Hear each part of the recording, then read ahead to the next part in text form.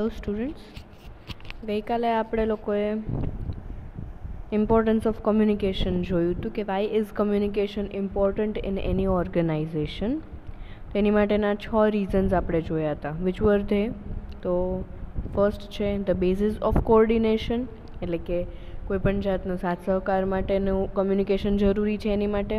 દેન fluent working, smoothly કામ કરવા માટે અને રિઝલ્ટ લઈ આવવા માટે કમ્યુનિકેશન જરૂરી છે.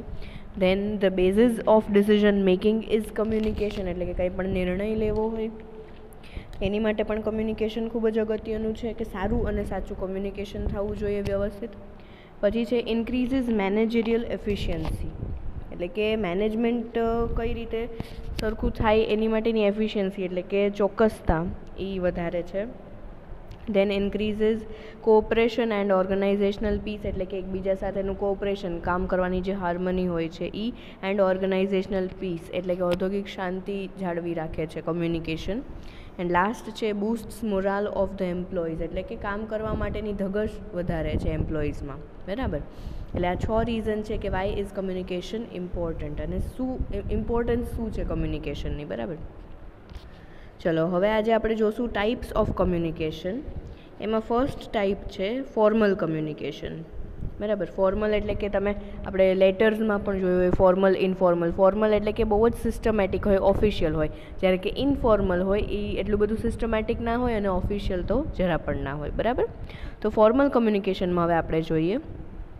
Formal communications are the one which flows through the official channels designed in the organizational chart, એટલે કે જે કોઈ ઓર્ગેનાઇઝેશન હશે એમાં ઓફિશિયલ ચેનલ, એટલે કે સૌથી પહેલાં તો કોઈ એમડી આવે, પછી કોઈ મેનેજર હોય કે એટસેટ્રા જે પ્રમાણેની હાયરાર્કી હોય કામ કરવા માટેની, પછી વર્કર્સ આવે, લેબર્સ આવે, એ બધા આવે. એ પ્રમાણે ઓફિશિયલ ચેનલમાં તમે તમારું કમ્યુનિકેશન જે છે એ કરી શકો. એ ફોર્મલ કમ્યુનિકેશન. બરાબર? કે તમે એક મેસેજ પાસ કરો છો તો સૌથી પહેલાં કોઈ ડિરેક્ટર હશે, પછી એના મેનેજરને કહેશે, કે પછી મેનેજર છે એના સબોર્ડિનેટ્સને કહેશે, વર્કર્સને કહેશે, એમ ઓફિશિયલી તમારી સિસ્ટમેટિકલી ચેનલ ચાલતી રહે છે. બરાબર? It may take place between a superior and a subordinate, એટલે કે કોની વચ્ચે આ વસ્તુ થઈ શકે આવડું ફોર્મલ કમ્યુનિકેશન? તો કે એક સુપિરિયર હશે, એટલે કે ઊંચા લેવલનો કર્મચારી હશે એની, અને એક એનાથી નીચેના લેવલનો સબોર્ડિનેટ એવો કર્મચારી હશે એની વચ્ચે થઈ શકે આ ફોર્મલ કમ્યુનિકેશન. એના પછી છે સબોર્ડિનેટ એન્ડ સુપિરિયર, અને ઊંધું પણ થઈ શકે કે સબોર્ડિનેટ છે એ પણ એના સુપિરિયરને કંઈ કમ્યુનિકેટ કરી શકે છે. Or among the same cadre employees or managers, અને અથવા તો કે એક જ જેવી પોઝિશન ધરાવતા જે કર્મચારી હોય એમની વચ્ચે આ ફોર્મલ કમ્યુનિકેશન થઈ શકે. These communications can be oral or in writing and are generally recorded and filed in the office. અને આ જે ફોર્મલ કમ્યુનિકેશન્સ હોય છે એ મોટાભાગે કાં તો મૌખિક, એટલે કે ઓરલ હશે, અથવા તો લેખિત, એટલે કે રાઇટિંગમાં હશે, અને એને રેકોર્ડ કરવામાં આવે છે અને ફાઇલ કરવામાં આવે છે ઓફિસમાં. Formal communication may be further classified as vertical communication and horizontal communication, એટલે કે ફોર્મલ કમ્યુનિકેશન છે એને પાછું આપણે 2 ભાગમાં વિભાજિત કરી શકીએ. પહેલું છે વર્ટિકલ કમ્યુનિકેશન અને બીજું છે હોરિઝોન્ટલ કમ્યુનિકેશન. વર્ટિકલ કેવી રીતનું હોય? તો કે ઉપર અને નીચે આમ સીધી લાઈન હોય ઊભી, એ વર્ટિકલ, અને આડી લાઈન હોય એ હોરિઝોન્ટલ. એ રીતે તમારું કમ્યુનિકેશન થશે ફોર્મલ કમ્યુનિકેશન. એમાં હવે આપણે જોઈએ vertical કમ્યુનિકેશનમાં. Vertical communications, as the name suggests, flows vertically upwards or downwards through formal channels, એટલે કે આ પહેલી જ વસ્તુ આમાં ડિફાઇન કરે છે, પહેલો જ વાક્ય, કે એના નામ પ્રમાણે કાં તો એ અપવર્ડ્સ કમ્યુનિકેટ થશે કાં ડાઉનવર્ડ્સ કમ્યુનિકેટ થશે એના ફોર્મલ ચેનલ પ્રમાણે. બરાબર?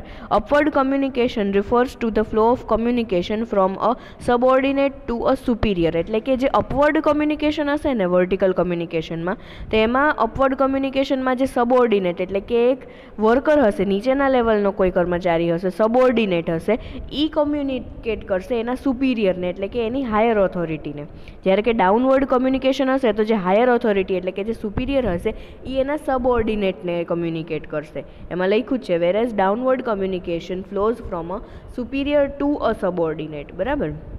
નીચેથી ઉપર અને ઉપરથી નીચેનું જે કમ્યુનિકેશન હોય છે એ સુપિરિયર અને સબઓર્ડિનેટ વચ્ચે જ હોય છે, પણ એની ચેનલમાં ફેર પડે છે ખાલી કે અપવર્ડ કમ્યુનિકેશન હશે તો કોઈ સબઓર્ડિનેટ છે એ એના સુપિરિયરને કમ્યુનિકેટ કરશે, અને ડાઉનવર્ડ હશે તો જે સુપિરિયર છે એ એના સબઓર્ડિનેટને કહેશે, બરાબર. હવે એના પછી જુઓ application for grant of leave, એટલે કે કેવી રીતના કમ્યુનિકેશન આ વર્ટિકલ કમ્યુનિકેશનમાં આવી શકે અપવર્ડ ડાઉનવર્ડમાં, કે application for grant of leave લેવા માટેની application, submission of a progress report, એટલે કે તમારું જે કંઈ પ્રોગ્રેસ રિપોર્ટ હશે એનું સબમિશન માટે, request four loans etcetera are some of the examples of upward communication. આ બધા એક્ઝામ્પલ છે અપવર્ડ કમ્યુનિકેશનના. કઈ રીતે? તો કે application for grant of leave, એટલે કે જે નીચેની લેવલની વ્યક્તિ હશે ને, સબઓર્ડિનેટ હશે, એ એની હાયર ઓથોરિટી એટલે કે સુપિરિયર પાસેથી લીવ લેશે, એની માટેની એપ્લિકેશન એને લખવાની હોય. પછી submission of a progress report, તમે સબમિટ કોને કરતા હોય? તમારી હાયર ઓથોરિટીને કંઈક સબમિટ કરતા હો. એના પછી છે રિક્વેસ્ટ ફોર લોન્સ, તો તમે રિક્વેસ્ટ પણ કરશો લોન્સ માટેની, તો એ તમારા સુપિરિયરને રિક્વેસ્ટ કરવાનું હોય. એટલે આ બધા એક્ઝામ્પલ છે અપવર્ડ કમ્યુનિકેશનના, બરાબર. નીચેથી ઉપર જતું કમ્યુનિકેશન, બરાબર. લોઅર લેવલ ઓથોરિટીથી લઈને હાયર ઓથોરિટી સુધી જતું કમ્યુનિકેશન. પછી છે sending notice to employees to attend a meeting, એટલે કે મીટિંગ અટેન્ડ કરવા માટેની કોઈ નોટિસ મોકલવી. પછી ડેલિગેટિંગ વર્ક ટુ ધ સબઓર્ડિનેટ્સ, એટલે કે કામ સોંપવા બધા સબઓર્ડિનેટ્સને. પછી છે informing them about the company policy, એટલે કે કંપનીની પોલિસી શું છે એનું ઇન્ફોર્મેશન આપવું. Are some of the examples of downward communication. આ બધા જે આપણે એક્ઝામ્પલ જોયા એ બધા કોઈ હાયર ઓથોરિટી હશે એની લોઅર ઓથોરિટીને કહેશે, કમ્યુનિકેટ કરશે, બરાબર. એટલે આ હતું વર્ટિકલ કમ્યુનિકેશન. હવે આપણે જોશું હોરાઇઝોન્ટલ કમ્યુનિકેશન અથવા horizontal communication. Horizontal or lateral communication tax place between one division and other, એટલે કે એક ડિપાર્ટમેન્ટમાંથી બીજા ડિપાર્ટમેન્ટ, એટલે કે એ સરખા બધા હશે, બરાબર. એટલે એમ સરખા નહીં હોય, પણ એક ડિપાર્ટમેન્ટ છે એ બીજા ડિપાર્ટમેન્ટ નહીં, ડિપાર્ટમેન્ટની ઉપર પણ બીજા ડિપાર્ટમેન્ટ હાયર ઓથોરિટીઝ તો હશે જ, બરાબર. હવે એમાં જુઓ, for example, a production manager may contact the finance manager to discuss the delivery of raw material or its purchase, એટલે કે પ્રોડક્શન મેનેજર છે એ ફાઇનાન્સ મેનેજરને વાત કરશે, એટલે મેનેજર તો બે છે જ પણ એના ડિપાર્ટમેન્ટ્સ અલગ અલગ છે, બરાબર. To discuss the delivery of raw material or its purchase, એટલે કે કોઈ પણ વસ્તુનું ડિસ્કશન કરવા માટે એક જ પોસ્ટ ધરાવતા વ્યક્તિ પણ જુદા જુદા ડિપાર્ટમેન્ટવાળા એ એકબીજા સાથે જ્યારે કમ્યુનિકેટ કરશે તો એને હોરિઝોન્ટલ કમ્યુનિકેશન કહેવાશે, બરાબર. એમાં જોવો પછી આગળ types of communication networks in formal communication, એટલે કે કઈ રીતે તમે કમ્યુનિકેશનના નેટવર્ક્સ આમાં જોઈ શકો છો ફોર્મલ કમ્યુનિકેશનમાં, એના ટાઈપ્સ આપણે જોઈએ છે. સિંગલ ચેઇન, એટલે કે એક જ ચેઇનમાં થતું કમ્યુનિકેશન, એટલે કે in this type of network communication flows from every superior to his subordinate through a single chain, એટલે કે એક વ્યક્તિ હશે એ જ બીજી વ્યક્તિને, એટલે કે 1 to 1 આમાં કમ્યુનિકેશન થઈ જશે, એટલે કે મેનેજર હશે એ જ ડાયરેક્ટ એના લોઅર લેવલ એટલે કે એના સબઓર્ડિનેટ્સને ડાયરેક્ટ કમ્યુનિકેટ કરી દેશે, એટલે એ સિંગલ ચેઇન થશે. એના પછીનું છે વ્હીલ, એમાં શું છે? In this network all subordinates under one superior communicate through him only, એટલે કે બધા જ જેટલા સબઓર્ડિનેટ્સ હશે ને કોઈ એક સુપિરિયર એટલે કે હાયર ઓથોરિટીની અંડરમાં, એ બધા એકબીજા સાથે એના થ્રુ જ કમ્યુનિકેટ કરશે, અંદર કમ્યુનિકેટ નહીં કરી શકે. They are not allowed to talk among themselves, એટલે કે એ લોકોને એકબીજા સાથે કમ્યુનિકેટ કરવાનું અલાઉડ નથી. કોઈ હાયર ઓથોરિટી હશે એના દ્વારા જ જે સબઓર્ડિનેટ્સ હશે એ બધા એકબીજાની સાથે વાત કરશે, બરાબર. એટલે કે ક્લાસરૂમમાં મોનિટર હોય તો મોનિટરને કોઈ એક સ્ટુડન્ટ છે એ કંઈક કહેશે અને મોનિટર છે એ પછી બીજા સ્ટુડન્ટને કહેશે, પણ સ્ટુડન્ટ અંદરમાં વાત કરશે નહીં, એવી રીતે. એના પછી છે સર્ક્યુલર, એમાં જુઓ in this type of network the communication moves in a circle, એટલે કે આ જે કમ્યુનિકેશન છે સર્ક્યુલર એમાં સર્કલમાં મૂવ કરશે કમ્યુનિકેશન, એટલે કે જે કાંઈ ઇન્ફોર્મેશન હશે એ. Each person is able to communicate with his adjoining 2 persons only, એટલે કે આ કમ્યુનિકેશનમાં એક વ્યક્તિ છે એ એની સાથે જોડાયેલા આજુબાજુના 2 વ્યક્તિ સાથે જ વાત કરી શકશે, એક ટાઈમે 2 વ્યક્તિ સાથે જ કમ્યુનિકેટ કરી શકશે, એનાથી વધારે નહીં. એટલે કે એક વ્યક્તિ છે એ વચ્ચે હશે તો એની રાઈટ સાઈડ પર કોઈ વ્યક્તિ હશે અને એની લેફ્ટ સાઈડ પર કોઈ વ્યક્તિ હશે, એ એની સાથે જ વાત કરશે. એવી રીતના એક આખું સર્કલ બને, બરાબર. તમે આમ સીધા કે આડા બીજા કોઈની સાથે વાત કરી શકો નહીં. એના પછી છે free flow. In this network, each person can communicate with એની other person freely, there is no restriction. Free ફ્લોમાં એવું થાય છે કે કોઈ પણ વ્યક્તિ કોઈની બી સાથે કમ્યુનિકેટ કરી શકે છે એકદમ ફ્રીલી. અને પછી છે ઇન્વર્ટેડ વી, બરાબર. ઇન્વર્ટેડ વી એટલે કે ઊંધો વી. In this type of network, a subordinate is allowed to communicate with his immediate superior as well as his superior also. એટલે કે જે સબોર્ડિનેટ હશે ને, નીચેના લેવલનું કર્મચારી, એનો જે હાયર ઓથોરિટી હશે એની સાથે તો વાત કરી જ શકતો હશે, પણ એની હાયર ઓથોરિટીની ઉપર પણ જે ઓથોરિટી હશે ને, સૌથી હાયર ઓથોરિટી, એની સાથે પણ એ વાત કરી શકશે, કમ્યુનિકેટ કરી શકશે, બરાબર. However, in the latter case, only ordained communication takes place. પણ આના પછીનું જે આગળનો સ્ટેપ હોય છે એમાં ખાલી ઓર્ડેન્ડ એટલે કે ઓર્ડર અમુક આપ્યા હોય કે ભાઈ આ રીતના જ તમારે કમ્યુનિકેશન થશે, એ મુજબ જ અમુક વખત કમ્યુનિકેશન થતું હોય ઇન્વર્ટેડ વી કમ્યુનિકેશનમાં, બરાબર. આઈ હોપ કે તમને આ ફોર્મલ કમ્યુનિકેશન છે એ સરખું સમજાઈ ગયું હશે. હવે આના પછી આપણે જોવાનું છે ઇનફોર્મલ કમ્યુનિકેશન, બરાબર.